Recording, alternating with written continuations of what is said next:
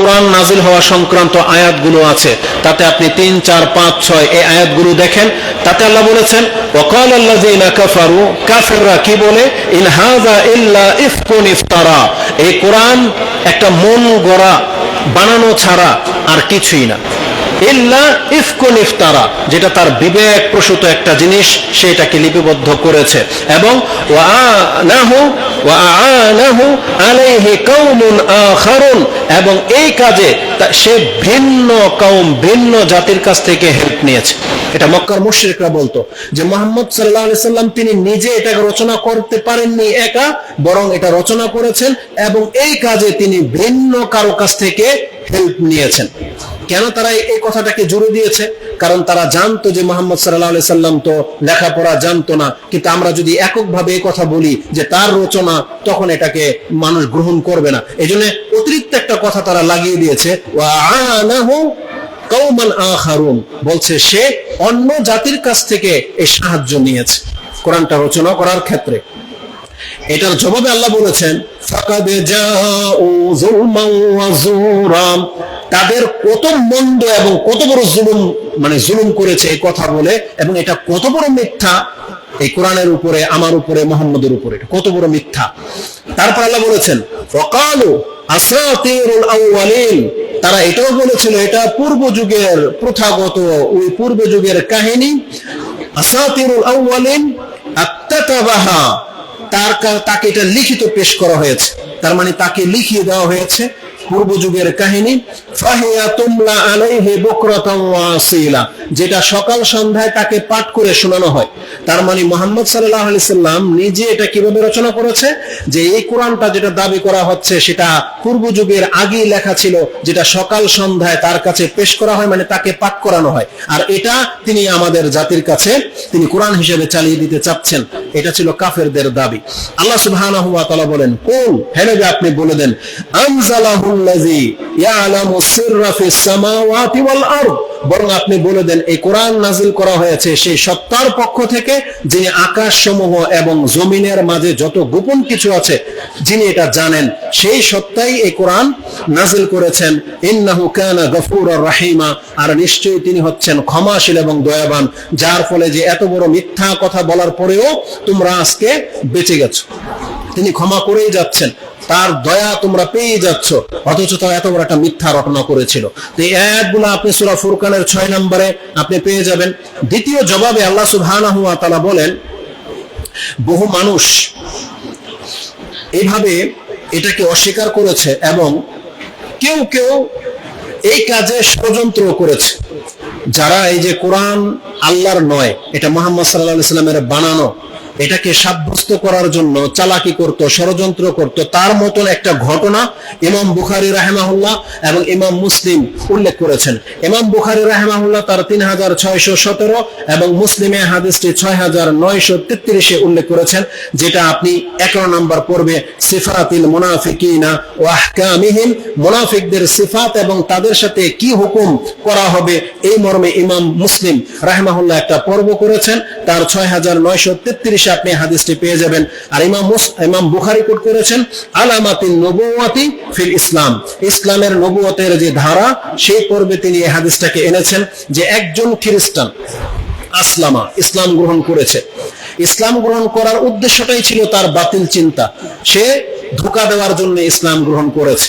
তারপরে সে কি করেছে, ওয়াকারা আল বাকারা ওয়া আলে ইমরান, এবং সে মুসলিমদের সাথে মিশে, রাসূলুল্লাহ সাল্লাল্লাহু আলাইহি সাল্লামের সাথে মিশে সে সূরা বাকারা এবং সূরা আলে ইমরান পুরোটাই মুখস্থ করেছে।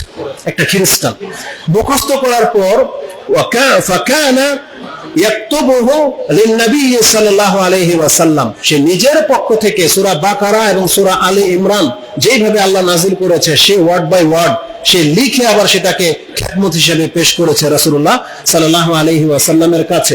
তো রাসূলুল্লাহ সাল্লাল্লাহু আলাইহি সাল্লাম সরল মন হিসেবে তার এই খেদমতটাকে অ্যাপ্রিশিয়েট করেছেন, গ্রহণ করেছেন, যে ভালোই হলো এই সূরা বাকারা আর আলে ইমরানটাকে লিখে দিয়েছে, কারণ আরবে তখন লেখাপড়ার লোক খুব কম ছিল, এটা বড় একটা খেদমত, তো রাসূল এটাকে গ্রহণ করেছেন। কিন্তু ওর অন্তরের খবর রাসূলুল্লাহ সাল্লাল্লাহু আলাইহি সাল্লাম বুঝতে পারেননি যে এটা ও ষড়যন্ত্রমূলক করেছে। এই ব্যক্তি যখন সূরা বাকারা আর আলী ইমরান লিখিতভাবে পেশ করেছে, তারপর গিয়ে সে আবার মুরতাদ হয়ে যায়, সে আবার খ্রিস্টান ধর্মে ফিরে যায়। হাদিসের বর্ণনাটা এরকম, ফাআদা নাসরানিয়া, সে আবার খ্রিস্টানের দিকে প্রত্যাবর্তন করে। রেজাল্ট কি? ফাকানা ইয়াকুল, খ্রিস্টান হওয়ার পরে এখন এই যে সে মুসলিম হয়ে সূরা বাকারা আর আলী ইমরান রাসূলুল্লাহ সাল্লাল্লাহু আলাইহি ওয়াসাল্লামকে লিখে দিয়েছেন, তার উদ্দেশ্যটা কি ছিল? এখন তিনি তার জাতির কাছে গিয়ে বলতেছে যে ইয়াকুল মা ইয়াদরি মুহাম্মাদুন ইল্লা মা কাতাবতুহু লাহু, মুহাম্মদ মূলত কিছুই জানে না, আমি যতটুকু তারা লিখে দিয়েছি শিখিয়েছি এই এতটুকুই মুহাম্মদ জানে। এটা কত বড় ষড়যন্ত্র!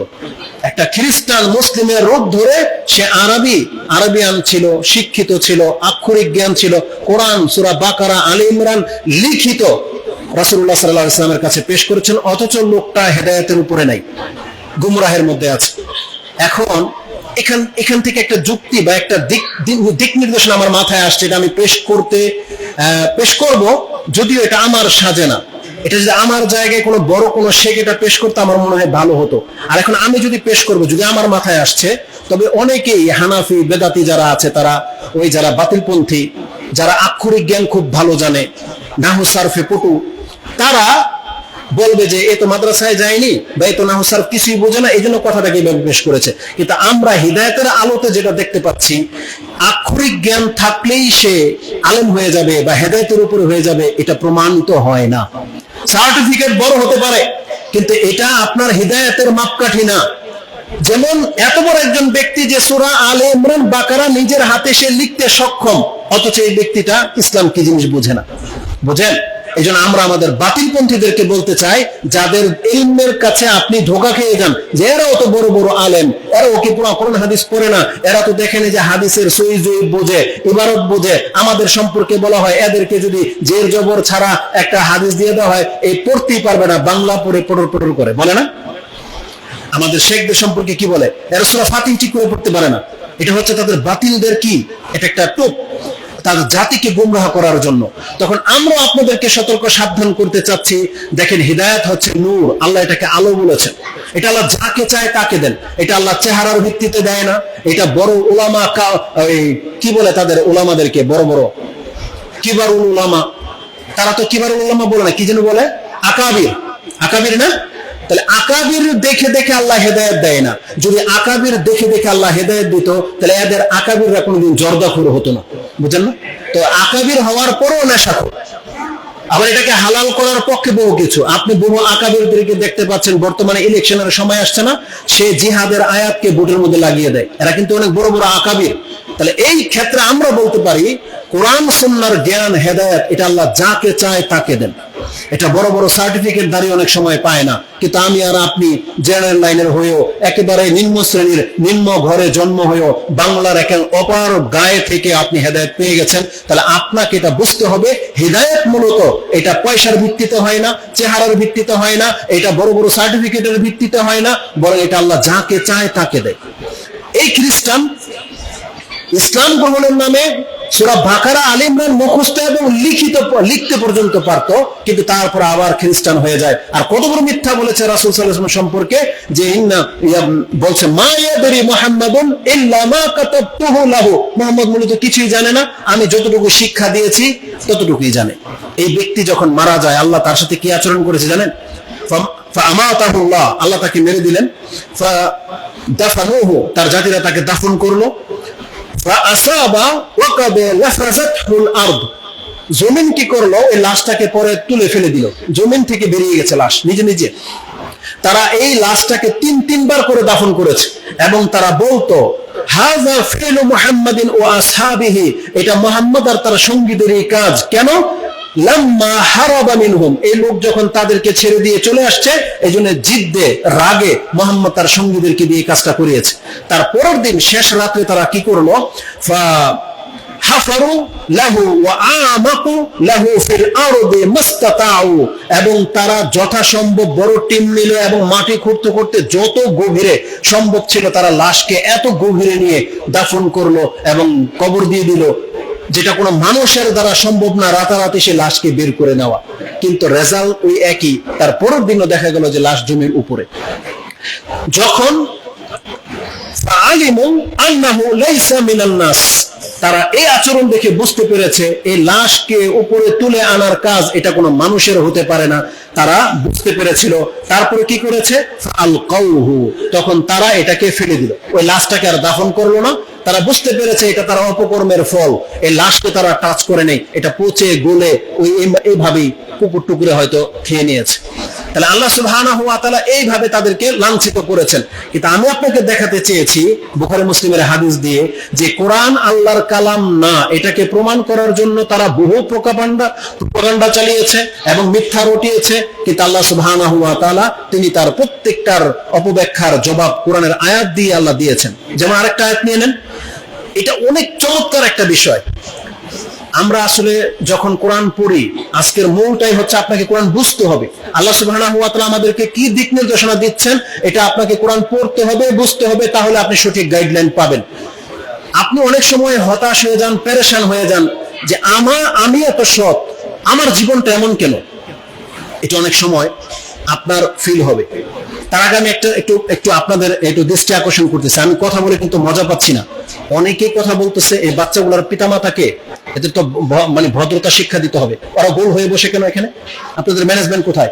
তাদেরকে সিরিয়াল করে এত মাদ্রাসার ছাত্র না, এই দেখো এদিকে এদিকে সামনে ওঠো ওঠো ওঠো ওঠো, হ্যাঁ তুমি ওঠো ওঠো, যে ওঠো, আসো সামনে কাতারে আসো, ওঠাও, আপনার পেছনে ওঠান তো, আসো একজন একজনের সামনে বসেন।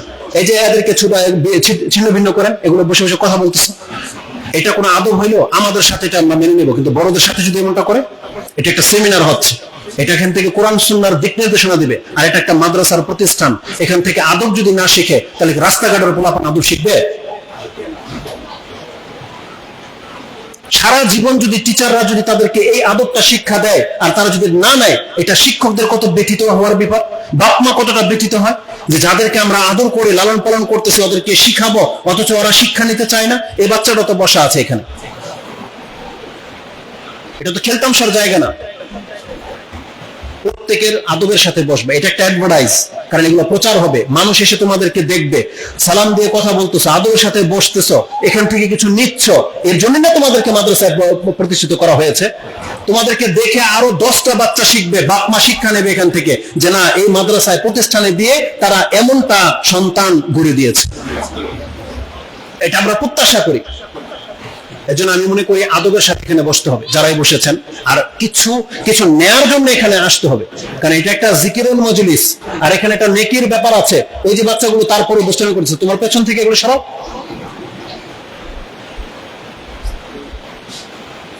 যেহেতু বলছে সময় মাত্র 40 মিনিট, কিন্তু আমার কান এদিক সেদিক যাচ্ছে, অনেক শব্দ আমার কানে আসতেছে, এভাবে তো কথা মানে হয় না, ভালো হয় না। তো আলাকুল্লি হাল, আমরা অনেক সময় আল্লাহ সুবহানাহু ওয়া তাআলার বিচারগুলোকে বুঝি না। আপনি কি কোনোদিন ফিল করেছেন 80-100 বছর পরে আল্লাহ সুবহানাহু ওয়া তাআলা তার সবচেয়ে পছন্দনীয় বান্দার সন্তান দিলেন? এত বছর পরে কেন? যিনি আল্লাহর খলিল, এই পর্যন্ত কেউ পৃথিবীতে যেতে পারে নাই যখন ইব্রাহিম আলাইহিস সালাম পৃথিবীতে ছিল, কিন্তু তাকে সবচেয়ে বেশি কষ্ট দিয়েছেন আল্লাহ সুবহানাহু ওয়া তাআলা। তার জীবনের ঘাটতি আর ঘাটতি, তাকে মেরে পর্যন্ত আগুনে পর্যন্ত ফেলে দেওয়া হলো, তার আগ পর্যন্ত আল্লাহ সুবহানাহু ওয়া তাআলা দেখছেন। তাকে খাতনা করতে বলা হয়েছে একেবারে শেষ বয়সে, তখনও তিনি রাজি করে নিলেন। শেষ পর্যন্ত 80 বছর পর একটা বাচ্চা, ফুটফুটে বাচ্চা হয়েছে, আদরের সন্তান, তাকে আল্লাহ বললেন মরুভূমিতে রেখে আসেন। আপনার আমার জীবনের সাথে যদি এটা হতো, হয়তো আমরা আমাদের রবের পথ ছেড়ে দিতাম, তাই না? কারণ আজকে তো আমরা পরীক্ষিত, তো সামান্য কয়েক টাকার লোভ আপনি সামলাতে পারেন না, ক্ষমতার লোভ এটাও সামলাতে পারতেছেন না, দিন ধর্ম সব ছেড়ে দিয়ে ওই কাতারে গিয়ে আপনি লেগে গেছেন। আর যদি ইব্রাহিম আলাইহিস সালামের মতো আমাদেরকে পরীক্ষা করা হতো, সুবহানাল্লাহ, এই মুসলিম নামের চিহ্নও থাকতো না পৃথিবীতে আজকে। এটা খুব কঠিন একটা জিনিস। তারপরে আপনি যে আয়াতটা এখন বলবো খুব সেনসিটিভ, সেটা কি? কিছু কিছু ভাষা আছে এটা আপনার মেনে নিতে কষ্ট হবে, সেটা তার মধ্যে একটা হচ্ছে যে আমাদের নবী সর্বশ্রেষ্ঠ রাসূল নিরক্ষর, শব্দটা যেন কেমন মেনে নিতে ইচ্ছা হয় না, তাই না? উম্মি, আল্লাহ বলেছে না উম্মিদের নবী উম্মি, তিনিও নিরক্ষর, কথাটা যেন কেন যেন মেনে নিতে কষ্ট হয়। অনেক সময় ওই যে কবর মাজার পূজারীরা ওরা খেপে যাবে এসব শব্দ শুনলে, কিন্তু হক এতটা সত্য আর এটা এতটা জরুরি ছিল, আপনি ঘটনাগুলো জানলে বুঝতে পারবেন যে মুহাম্মদ সাল্লাল্লাহু আলাইহি ওয়াসাল্লামকে আক্ষরিক জ্ঞান না দেওয়ার পেছনে আল্লাহর কত বড় হিকমা কাজ করেছে। তার বাস্তব প্রমাণ হচ্ছে এটা যে মক্কার কাফেররা বলতো এমন একজন ব্যক্তি সম্পর্কে, সে জীবনে কোনোদিন কিতাবও পড়ে নাই, কোন একটা কলম হাত দিয়ে ধরে নাই। মুহাম্মদ সাল্লাল্লাহু আলাইহি ওয়াসাল্লাম নিজের জীবনে কোনোদিন কলম হাত দিয়ে ধরে নাই যে আমি বসে বসে একটু প্র্যাকটিস করে আমার নামটা লেখা যায় কিনা। অনেক সময় আপনার প্রপার্টিজ আছে, অ্যাকাউন্ট করবেন, আপনাকে বলা হয় আপনার নামটা সিগনেচার করার প্র্যাকটিস করেন। সুবহানাল্লাহ, মুহাম্মদ সাল্লাল্লাহু আলাইহি ওয়াসাল্লাম তার জীবনে এই কাজটা কোনোদিন করেন নাই।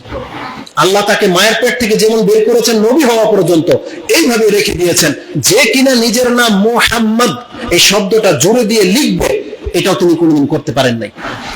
এই পর্যায়ে কেন আল্লাহ তাকে নবী বানালেন? কেন? সুবহানাল্লাহ, তার মূল কারণ ছিল এটাই, একটা অপবাদকে ঠেকিয়ে দেওয়া। বুঝেন কথা? মানে এত বড় একটা অপবাদ দেওয়া হয়েছে যেটা আল্লাহর কালাম নয়, এটা মুহাম্মদ সাল্লাল্লাহু আলাইহি ওয়াসাল্লাম বানিয়েছে, তিনি রচনা করেছেন। আল্লাহ ওদের মুখে একটা থাপ্পড় মেরে দিয়েছেন যে কত বড় মিথ্যা এটা, যে এই ব্যক্তি জীবনে কলম ধরে নেয় আর সে কিভাবে এই কালাম লিখতে পারে। মানে আপনার আর দলিল প্রমাণ লাগবে না যদি এটা আপনার ব্রেন নিয়ে নেয় যে আমাদের নবী মুহাম্মদ সাল্লাল্লাহু আলাইহি সাল্লাম, আর যিনি তার নামটা পর্যন্ত লিখতে পারেন না। এই জন্য তিনি আঙ্গুলের মধ্যে স্টাম্পিং এর জন্য মোহাম্মদ লিখিয়ে নিয়েছিলেন, মোহাম্মদ রাসূলুল্লাহ, একটা আংটি বানানো হয়েছিল যেটা তিনি স্টাম্পিং করতে পারতেন। সেজন্য হুদায়বিয়ার সন্ধির সময় যেখানে মোহাম্মদ রাসূলুল্লাহ কথাটা লেখা আছে, কাফেররা মানে নাই, তখন বলছে যে আপনি যদি রাসূলই হইতেন তাহলে আবার চুক্তি কিসের দরকার পড়তো, আমরা তো এমনি আপনার মেনে নিতাম। এই মোহাম্মদ রাসূল এই কথাটা তোমরা মানি না, তো রাসূল বলতেছেন কেটে দাও। আলী বলতেছেন এটা আমার হাত দিয়ে হবে না, মানে আমি এটা কাটতে পারবো না। তখন রাসূল বলছে আমাকে দেখাই দাও যে মুহাম্মদ রাসূলুল্লাহ এই কথাটা কোথায় লেখা আছে। তখন বলতেছে ইয়া রাসূলুল্লাহ এই কথাটা হচ্ছে মুহাম্মদ রাসূলুল্লাহ। তখন রাসূল সাল্লাল্লাহু আলাইহি ওয়াসাল্লাম নিজের হাতে অতটুকু কেটে দিলেন। তার মানে যদি রাসূল নিজেও পড়তে পারতেন যে এইখানে মুহাম্মদ রাসূলুল্লাহ লেখা আছে, তাহলে আলী রাদিয়াল্লাহু আনহুকে জিজ্ঞেস করার প্রয়োজন নাই যে ওই কথাটা কোথায় লেখা আছে। বুঝছেন কথা? এই কথাটাকে আল্লাহ সুবহানাহু ওয়া তাআলা কিভাবে নাযিল করেছেন আপনি দেখেন। সূরা আনকাবুত 29 নম্বর সূরা, তার 48 নম্বর আয়াত আল্লাহ সুবহানাহু ওয়া তাআলা বলতেছেন ওমা কুনতা তাতলু মিন ক্বাবলিহি মিন কিতাবিন, হে নবী আপনার অবস্থা তো এমন, এই কিতাব নাযিল হওয়ার আগে আপনার জীবনে কোনোদিন কোন একটা কিতাব আপনি পড়ে দেখেছেন এমনটা হয়নি। ওমা তাতলু মিন ক্বাবলিহি মিন কিতাবিন আর ওয়ালা তাখুতুহু বিয়ামিনিক, আর আপনি আপনার ডান হাত দিয়ে কোনোদিন কোনো কিছু লিখেন নাই। আচ্ছা, আল্লাহ ডান হাতের কথা কেন বলেছেন? কারণ মানুষ কোন হাতে লেখে, এটা হচ্ছে স্বভাবজাত। কিন্তু ব্যতিক্রম দুই একটা জন্মায় যে সে বাম হাতে লিখে, এটা তার স্বভাবগত। আর বাপ মা ওকে ছোটবেলা থেকে প্র্যাকটিস করায়নি, বাম হাতে ধরা অভ্যাস হয়ে গেছে। দেখবেন বাচ্চাদের স্বভাব, ওরা যতবার বলবেন ডান হাতে খাও, চট করে ওর বাম হাত বেশি এক্সপার্ট, কারণ এখানে শয়তান কিন্তু কাজ করতেছে। এই জন্য আপনার বাচ্চাকে ডানপন্থী করতে গেলে এটা বাপ মার ভূমিকা সবচেয়ে বেশি। যেভাবে আপনি ওর বাম হাতের গ্লাসটা কেড়ে ডান হাতে ধরিয়ে দিচ্ছেন, ঠিক ও বাম পথে যাবে, আপনার কাজ হচ্ছে ওকে ডান পথে নিয়ে আসা। এটা হচ্ছে ফিতরত, একটা সিস্টেম। তো আল্লাহ সুবহানাহু ওয়া তাআলা রাসূলকে বলতেছেন ওয়ালা তাখুতুহু বিয়ামিনিক, আপনি তো জীবনে কোনোদিন ডান হাতে কলমই ধরেন নাই, মানে লিখেন নাই কিছু। এটা হচ্ছে রাসূলুল্লাহ সাল্লাল্লাহু আলাইহি সাল্লামের আসল পরিচয়।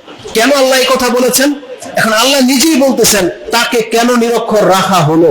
তার জবাবে আল্লাহ বলতেছেন যদি এমনটাও হতো যে মুহাম্মদ পড়তেও পারে এবং লিখতেও পারে, ইযান লারতাবাল মুবতিলুন, তাহলে এই বাতিলপন্থীরা, মিথ্যুকরা, তারা ধোঁকা খেয়ে যেত।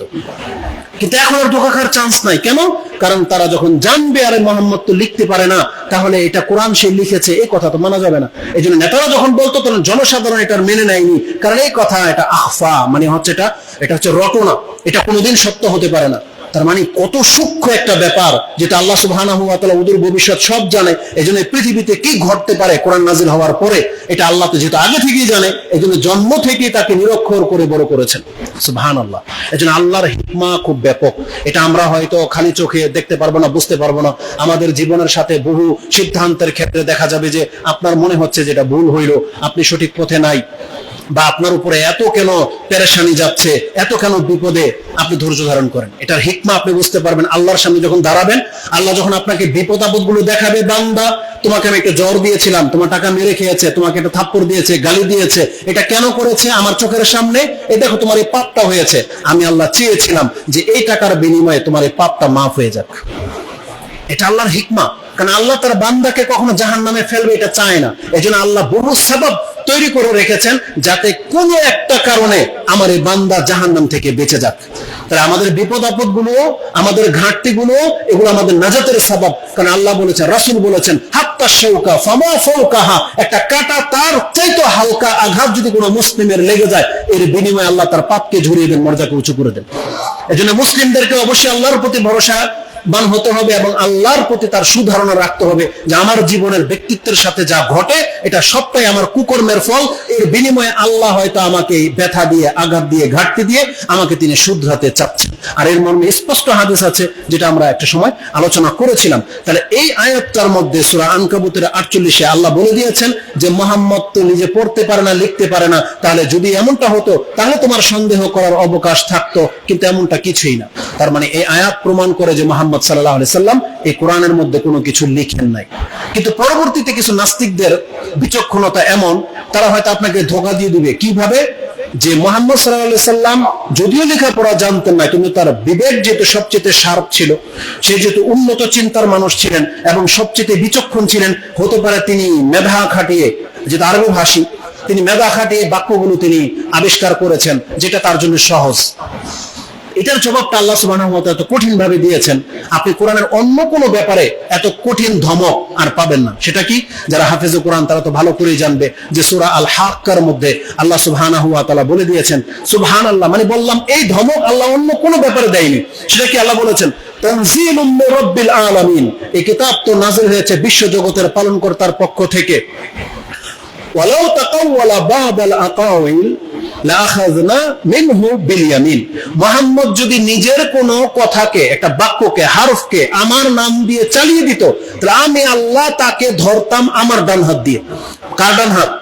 আল্লাহর ডান হাত। বলছে আল্লাহ বলছে আমি আমার ডান পাশ দিয়ে মুহাম্মদকে ধরতাম। আল্লাহ এত শক্ত ধমক কেন দিয়েছে? কারণ মানুষ সাধারণত ডান হাত দিয়ে তখন ধরে যখন সে ছুটতে না পারবে, রাগ যখন বেশি হয়, তখন ডান হাত দিয়ে এমন শক্ত করে চেপে ধরে যাতে ও পলাইতে না পারে। এজন্য আল্লাহ সুবহানাহু ওয়া তাআলা যদিও তার দুই হাত শক্ত, দুই হাত প্রসারিত, দুই হাত একই মানের, যেহেতু আদম আলাইহিস সালাম এই কথাটা বলেছিল, আদম আলাইহিস সালামকে আল্লাহ সুবহানাহু ওয়া তাআলা তার দুই হাতকে পেশ করেছেন যে তুমি বেছে নাও কোন হাতটা নেবা। তখন আদম আলাইহিস সালাম এই কথাই বলেছিল, আমার রবের দুই হাতই শ্রেষ্ঠ, বরকতময়, তারপর আমি ডান হাতটাকেই পছন্দ করলাম। বুঝেন কথা? তার মানে আল্লাহ সুবহানাহু ওয়া তাআলার ডান বাম আছে, কিন্তু সেটা কেমন সেটা আমরা জানি না। ওই আবার ওই বেদাতীদের মতো, আবরার নাকি ওই একটা আছে বেদাতি, এদের মতো হয়েন না। ওই যে একটু আগেই বলেছি, আক্ষরিক জ্ঞান থাকা আর হেদায়েত, এটা দুই জিনিস। কোরআনের আয়াত পড়তেছে, আসলে আমি তো, আমার এটা সাজে না, কারণ এটা আমার যোগ্য না, এটার জবাবটা বড়রা দেবে, কারণ আমি কাওয়াইদ এতটা ভালো বুঝি না। কিন্তু একটা বিবেকবান কোনোদিন ধোঁকা খাবে না। কোরআনের আয়াতটা কি আছে? আল্লাহ বলেছেন লাইসা কামিসলিহি শাইউন ওয়া হুয়াস সামিউল বাসির। আচ্ছা বলেন তো, আমি সেন্টেন্সটা কি বলেছি? আমার এই মোবাইলটার মতন কারো মোবাইল নেই। আমি বলছি আমার এই ঘড়িটার মতো এখানে কারো ঘড়ি নাই। মানে কি প্রমাণ হইল? আমার ঘড়ি নাই নাকি ঘড়ি আছে? কি প্রমাণ হইল? তার মানে আমার একটা ঘড়ি আছে। আমি কি বলেছি? আমার ঘড়ি নাই। তার মানে কি? আমার ঘড়ি নাই, এটা একটা শব্দ। আর আমি আমার ঘড়ির মতো কারো ঘড়ি নেই। পার্থক্যটা বুঝছেন? আল্লাহ বলছেন লাইসা কামিসলিহি শাই, আমার মতো আমি কোনো কিছুকে সৃষ্টি করি নাই। তার মানে আল্লাহ কি বলেছে এই কথা যে লাইসা লি শাইউন, আমার তো কিছুই নাই, এটা আল্লাহ বলেছে। যদি আমি আরবি ভাষা তো পণ্ডিত না, কিন্তু দেখেন তো যারা মাদ্রাসায় পড়েন তারা সেন্টেন্সটা তো বোঝেন। এটাই তো হবে না আরবি ভাষায় যে আমার কিছুই নাই, মানে কি? লাইসা লি শাইউন, আমার তো কিছুই নাই। কিন্তু আল্লাহ কি কথা বলেছে? আল্লাহ বলছেন লাইসা কামিসলিহি শাই, তার মানে আমার তো কিছু আছে, কিন্তু আমার মতো আমি কোনো কিছু সৃষ্টি করিনি। তার মানে আমার হাত আছে, কিন্তু আমার হাতের মতো হাত বানাই নাই। আমার ওজন, চেহারা আছে, চেহারার মতো আমি কাউকে চেহারা দেই নাই। আমার গেটআপ আছে, যেমনটা আল্লাহর জন্য শান মান কুল হবে তেমনটা আল্লাহর আছে, কিন্তু আমরা জানি না। কিন্তু এই নির্বোধ বলতেছে যে আল্লাহর কিছুই নেই। বুঝেন? এদের বড় ইমাম যার উপরে মাযহাব তৈরি হয়েছে, সেই ইমাম নাকি স্বপ্নে দেখেছে শতবার, আর এরা বলতেছে আল্লাহর কিছুই নাই। তাহলে এদের ইমাম দেখলো কি আর এরা বলে কি? বুঝেন কথা? তাহলে এদের ইমামকে কবর থেকে তুলে এনে আগে জিজ্ঞেস করতে হবে যে সে কি দেখেছে, আল্লাহর আকার আছে কিনা নাই। তাহলে আকার নিরাকার এই সেন্টেন্স গুলো হয়তো আমরা বলবো না, কিন্তু আল্লাহ সুবহানাহু ওয়া তাআলা তিনি তার সিফাত সম্পর্কে যা যা বাক্য বলেছেন, আহলে সুন্নাহ ওয়াল জামাতের আকীদা হলো ওই শব্দগুলোর হুবহু তরজমা করতে হবে, আপনি কোনো তৌরিয়া করতে পারবেন না। তাহলে আল্লাহ সুবহানাহু ওয়া তাআলার কাছে আমরা প্রত্যাশা রাখি আল্লাহ যেন আমাদেরকে ওই হিদায়াতের পথে রাখেন যেই পথে আমাদের সালাফরা অতীত হয়ে গেছে। আল্লাহ যেন আমাদেরকে হেফাজত করেন। তো কথা হচ্ছে যে সময় একেবারে সংকীর্ণ, মাত্র 5 মিনিট বলা হয়েছে। তো আমি যেটা বোঝাতে চেয়েছি, আল্লাহ সুবহানাহু ওয়া তাআলার যা যেমন থাকার তেমনই আছে, কিন্তু আমরা সেটা জানি না কেমন। কিন্তু এদের মতো এরকম মিথ্যুক হয়েন না যে সে বলতেছে যে লাইসা কামিসলিহি শাই, আয়াত পড়তেছে এমন আয়াত যে আয়াতে প্রমাণই হচ্ছে আল্লাহর কিছু আছে, আর এ বলতেছে যে আল্লাহর মানে কিছুই নেই। এটা ঠিক ওই আয়াতের মতো। এরা সূরা নিসার 59 নম্বর আয়াতে বলতেছে মাযহাব মানা ফরজ, দলিল কি? বলা হচ্ছে যে ওয়াতিউল্লাহ ওয়া আতিউর রাসূল ওয়া উলিল আমরি মিনকুম। এই যে দেখেন মাযহাবের দলিল, আল্লাহ বলছে তোমাদের ইমামদেরকে মানো, কিন্তু তারপরেই কিন্তু মাযহাবকে কেটে দিয়েছেন আল্লাহ, সেদিকে আর যায় না। ফাইন তানাযাতুম ফি শাইইন ফারুদ্দুহু ইলাল্লাহি ওয়া রাসূলিহি, নাকি ফারুদ্দুহু ইলাল ইমামিকুম, এটা বলা হচ্ছে আল্লাহ সুবহানাহু ওয়া তাআলা। তো মাযহাবকে কেটে দেওয়া হয়েছে, এরপর আর যায় না তারা। তো আমাদের কথা হলো, দুঃখ লাগে কি জানেন, এরা এত বড় বড় পণ্ডিত, মাদ্রাসায় পড়েছে, আরবিতে দক্ষণ, ওই যে কাওয়াইদের মধ্যে তারা আমাদেরকে একবারে হেয় করে দিবে, কিন্তু যখন আমাদের সালাফদের ব্যাখ্যা শুনি আর এদের ব্যাখ্যাগুলো মিলাই, তখন আল্লাহর কাছে হাজারবার শুকরিয়া আদায় করি, আলহামদুলিল্লাহ আল্লাহ আমাদেরকে এদের মতো নির্বোধ বানায় নাই। এজন্য আপনাদেরকে কথা বুঝতে হবে, কোরআন সুন্নাহর ব্যাখ্যা সঠিকটা কি সেটা জানতে হবে, আর এটা আপনি সালাফদের কাছ থেকে গ্রহণ করবেন, এটাই প্রত্যাশা করি। তাহলে আপনি যদি মেনে নেন এই কোরআন হচ্ছে আল্লাহর কালাম, তাহলে এখন আমি আপনাকে প্রশ্ন করি, আপনি কেমন মুসলিম একবার বলেন তো, যে কিতাবটিকে আপনি দাবি করতেছেন যেটা আল্লাহর কালাম, এই কিতাবটাকে আপনি কতটা মূল্যায়ন করেন? এটা ছিল আজকের, এখান থেকে আমার বক্তব্য শুরু হওয়ার কথা ছিল, কিন্তু টাইম পাস। এখন আমি আপনার কাছে শুধু একটা প্রশ্ন রাখতে চাচ্ছি, আপনি যদি মেনে নিয়ে থাকেন এটা আল্লাহর কালাম, তাহলে আপনাকে বলতে হবে এই কালামের সাথে আপনি কি আচরণ করেছেন। এই কালাম দিয়ে আল্লাহ কি করতে বলেছিল আপনাকে? আল্লাহ সুবহানাহু ওয়া তাআলা যা করতে বলেছিলেন, আমাদের একজন শিক্ষকের একটা কথা চমৎকার লেগেছে, এটা প্রচার করার মতন কথা, খুব ভালো লেগেছে। পুরো কোরআন সম্পর্কে মাত্র 3টা বাক্য তিনি বলেছেন, আমার কাছে অন্তত ভালো লাগছে। তার নাম সম্ভবত জালালউদ্দিন কাসেমি, তার মুখ থেকে শুনেছিলাম, ইন্ডিয়ান একজন শেখ। তিনি বলেছিলেন এই কোরআন মানুষের জন্য নাজিল হয়েছে, আল কোরআনু লিন-নাস ইয়াশফা ইয়ানফা ইয়ারফা। মানে খুব চমৎকার ভাবে কথাটা বলেছেন। কোরআন মানুষের জন্য কি করবে? মানুষকে, কোরআন মানুষের সুপারিশ করবে, কোরআন মানুষকে ফায়দা দেওয়ার জন্য এসেছে, কোরআন মানুষকে মর্যাদাবান করার জন্য এসেছে। বুঝেন কথা? যেমন আল্লাহ বলেছেন তাহা মা আনজালনা আলাইকাল কুরআনা লিতাশকা, আমি তো আপনার উপরে কোরআন নাজিল করে আপনাকে ঠকানোর জন্য নাজিল করি নাই, বরং আল্লাহ বলেছেন আমি পৃথিবীতে কোরআন নাজিল করেছি তোমাকে জিতানোর জন্য, তোমার মান মর্যাদাকে উঁচু করার জন্য, আর কিয়ামতের মাঠে কোরআন তোমার পক্ষে সাক্ষী দেওয়ার জন্য। এটা হচ্ছে কোরআন, কিন্তু আপনি এটাকে প্রত্যাখ্যান করেছেন। কোরআন আপনার মর্যাদা উঁচু করতো, কেমন উঁচু করতো? একটা কৃতদাস মুক্ত হয়ে ইবনে আবজা নামের ব্যক্তি উমর রাদিয়াল্লাহু তাআলা যুগে মক্কার গভর্নর হয়ে যাচ্ছে এই কোরআনকে ভালো করে শেখার কারণে। উমর রাদিয়াল্লাহু তাআলা যখন তার গুণ জানতে চেয়েছেন যে কে ইবনে আবজা, তখন বলেছিলেন এটা মাওলাম মিন মাওয়ালিনা, এই ব্যক্তির মান এমন, ইন্নাহু কারিউন লিকিতাবিল্লাহি আযজা ওয়া জাল ওয়া ইন্নাহু আলিমুন বিল ফারাইজ। এই ইবনে আবজা আল্লাহর কালামটাকে খুব ভালো করে জানে এবং সে মাসলা মাসাইল, ফরাইজের মাসলা মাসাইল ভালো জানে, এজন্য তাকে মক্কার গভর্নর বানিয়ে আসছি। ওমর রাদিয়াল্লাহু তাআলা এই কথা শুনে কি বলেছিলেন জানেন? তখন তিনি হাদিস বলেছিলেন, আমা ইন্না নাবিয়্যাকুম ক্বাদ ক্বাল ইন্নাল্লাহা ইয়ারফাউ বিহাযাল কিতাবি আকওয়ামান ওয়া ইয়াদউ বিহি আখারিন।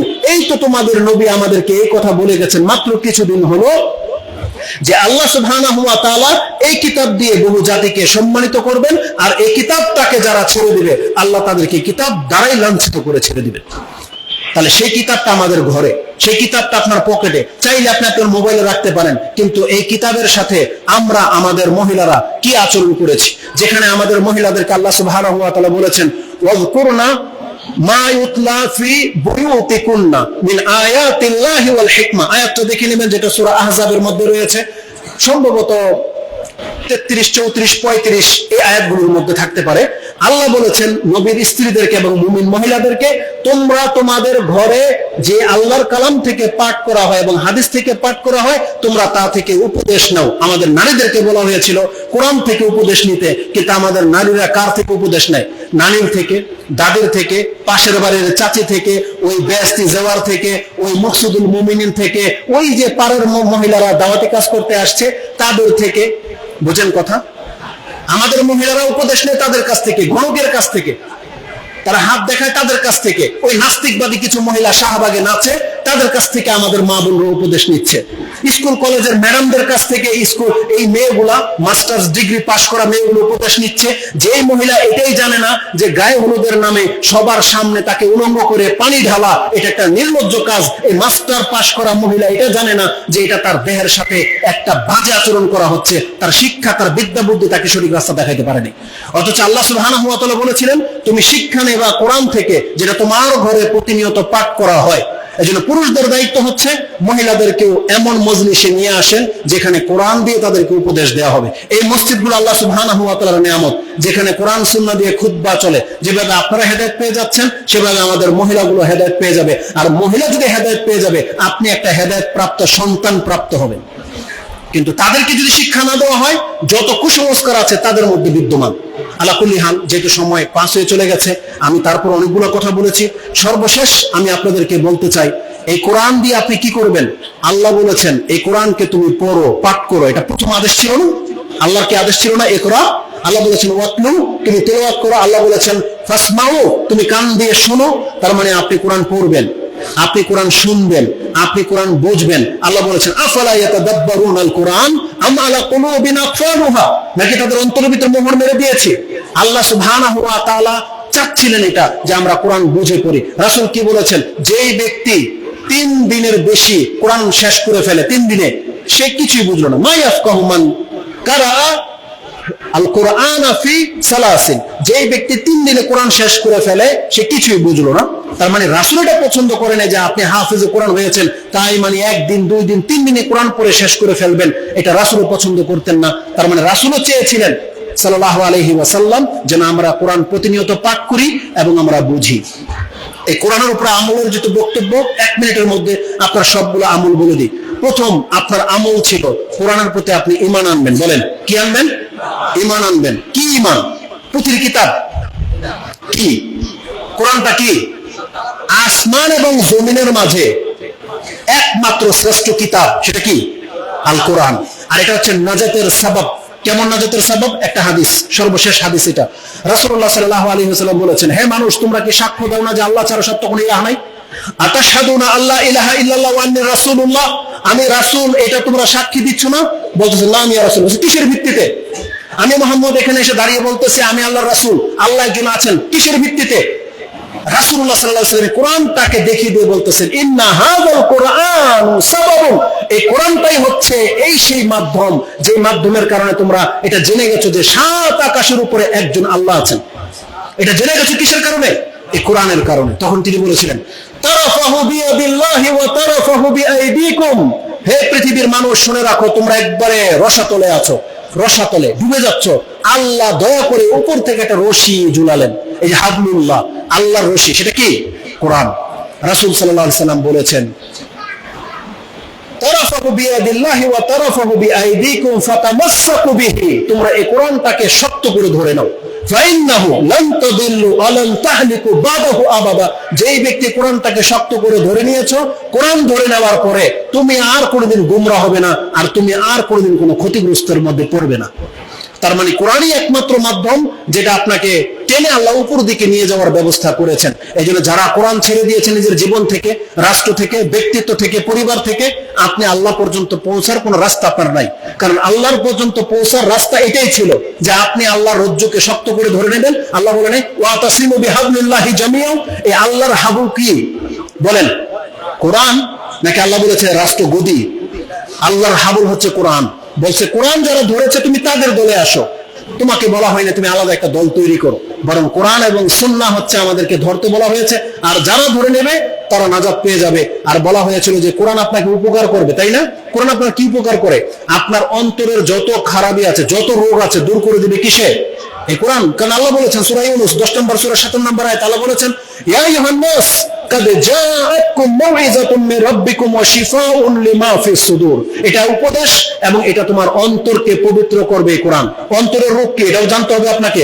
অন্তরের রোগ হচ্ছে কুফরি, অন্তরের রোগ হচ্ছে মুনাফিকি, অন্তরের রোগ হচ্ছে মুশরিক, অন্তরের রোগ হচ্ছে নাস্তিক হয়ে যাওয়া, অন্তরের রোগ হচ্ছে লোভ লালসা, অন্তরের রোগ হচ্ছে ঘৃণা বিদ্বেষ শত্রুতা। এগুলো সব অন্তরে জন্মায়। আর আল্লাহ বলেছেন এগুলো থেকে যদি তুমি বাঁচতে চাও তাহলে এই মহা ঔষধ এই কোরআন। তুমি প্রতিনিয়ত কোরআন পড়বে। কোরআন পড়লে তোমার হিংসা দূর হয়ে যাবে বাধ্য। কোরআন পড়লে তুমি সঠিক রাস্তায় আসতে পারবে, নমনীয় হবে অন্তর। কারণ আল্লাহ বলেছেন না ওয়াইযা তুলিয়াত আলাইহিম আয়াতুহু যাদাতহুম ঈমানান ওয়া আলা রাব্বিহিম ইয়াতাওয়াক্কালুন। তাহলে যেই ব্যক্তির কাছে কোরআন পাঠ করা হবে আর তার অন্তর গলবে না, এটা হইতে পারে না। কারণ অন্তরটা আল্লাহর সৃষ্টি আর আল্লাহ ঔষধ সৃষ্টি করে দিয়েছেন, সেটা হচ্ছে কোরআন। এজন্য আমাদের মহিলাদেরকেও বলবো প্রতিনিয়ত কোরআন পড়ার চেষ্টা করেন, কোরআন শোনার চেষ্টা করেন, কোরআনের উপরে আমল করার চেষ্টা করেন। আপনি কোরআন পড়বেন, কোরআন শুনবেন, কোরআন মুখস্থ করবেন, কোরআন বুঝবেন, কোরআন দিয়ে মানুষকে দাওয়াত দিবেন এবং কোরআন থেকে আপনি উপদেশ নেবেন। আজকে পুরা পৃথিবীর মুসলিমরা কোরআন থেকে উপদেশ নেয় না, কোরআন থেকে তারা উপদেশ নেয় না, নিজের স্বেচ্ছাচারিতাটাকে প্রাধান্য দিচ্ছেন। এটা আপনি করতে পারেন না, আপনাকে কোরআন থেকে হেদায়েত নিতে হবে। সর্বশেষ দাওয়াতের ক্ষেত্রে একটা আয়াত যেটা আল্লাহ সুবহানাহু ওয়া তাআলা সূরা ফুরকান 25 নম্বর সূরার 52 নম্বর আয়াতে বলেছেন। আল্লাহ বলেছেন ফালা তুতিল কাফিরিনা ওয়াজাহিদুহুম বিহি জিহাদান কাবীরা ওয়াজাহিদুহুম বিহি জিহাদান কাবীরা। আল্লাহ বলেছেন খবরদার কোন কাফিরদের অনুসরণ করবেন না, বরং আপনি কোরআন দিয়ে জিহাদ করেন। এটাই হচ্ছে সবচেয়ে বড় জিহাদ। তার মানে আজকে বাতিলের বিরুদ্ধে, মুশরিকের বিরুদ্ধে, বেদাতীদের বিরুদ্ধে, ওই কাফের সমস্ত নিয়ম নীতির বিরুদ্ধে আমাদের দাওয়াত হলো কোরআনের দাওয়াত। আমাদের দাওয়াত হচ্ছে কোরআন এবং সুন্নাহকে আঁকড়ে ধরার দাওয়াত। এবারে আপনি এটা ধরেন এবং পশ্চিমাদের অনুকরণ আপনি করবেন না। এটা ছিল আজকের এই স্টেজ থেকে এটা আমাদের বার্তা। যদিও এখানে লম্বা চূড়া কথা রয়েছে, আমরা সেদিকে গেলাম না। তবে আমি আবারও আপনাদের কাছে এটা বলি, এই প্রতিষ্ঠানগুলোতে বা যারা নিজের বাচ্চাকে কোরআনের ছাত্র বানিয়েছেন, কোরআনের উপরে জীবন গড়ার জন্য স্বপ্ন দেখতেছেন, আপনি জেনেন না আপনি ঠকেন নাই। আপনার বাচ্চা হয়তো ওই মান মর্যাদা আমরা দিতে পারি না, খাদ্যের মান হয়তো অতটা ভালো না, আপনার বাচ্চা দুনিয়ার হয়তো এগুলো তেমন হয়তো নাও পেতে পারে, কিন্তু আপনি এমন একটা সিদ্ধান্ত নিয়েছেন যে সিদ্ধান্তের কারণে আপনি এবং আপনার পরিবার, আপনার সন্তান কাল কিয়ামতের মাঠে সম্মানিত হবে ইনশাআল্লাহ। এজন্য আল্লাহ আমাদেরকে এবং আমাদের মুসলিম ভাইদেরকে আল্লাহ যেন কবুল করেন, আমরা এই দোয়া করি। আল্লাহ যেন এই প্রতিষ্ঠানকে কবুল করে, আমরা সেই দোয়া করি। এবং এই ধরনের প্রতিষ্ঠান প্রত্যেকটা ডিস্ট্রিক্টে, প্রত্যেকটা মহল্লায় যেন গড়ে ওঠে। আল্লাহর এমন কিছু বান্দাদেরকে আল্লাহ যেন দাঁড় করিয়ে দেয়, যার মাধ্যমে এই সালাফি দাওয়াত আগে বাড়বে ইনশাআল্লাহ। এবং কিয়ামতের মাঠে যেন একে অপরের সাথে আমাদের দেখা হয় এবং আমরা যারা নাজাতের পথে আছি আমরা যেন সত্যিকার অর্থে নাজাত পাই। আল্লাহ সুবহানাহু ওয়া তাআলার কাছে আমরা সবাই সেই প্রত্যাশা রাখি, আল্লাহ তুমি আমাদের ভুল ত্রুটিগুলোকে মাফ করে দাও এবং আমাদের অন্তরের ভিতরে কোরআনের প্রশান্তি আমরা যেন পেতে পারি। আল্লাহ আমাদের অন্তরটাকে ওইভাবে ঠান্ডা করে দাও এবং এই কোরআন থেকে যেন আমরা আলো নিতে পারি, কোরআন থেকে যেন আমরা হেদায়েত নিতে পারি। আল্লাহ তুমি আমাদেরকে সেই বিদ্যা বুদ্ধি দান করো। আমিন ইয়া রাব্বাল আলামিন। আসসালামু আলাইকুম ওয়া রাহমাতুল্লাহি ওয়া বারাকাতুহু।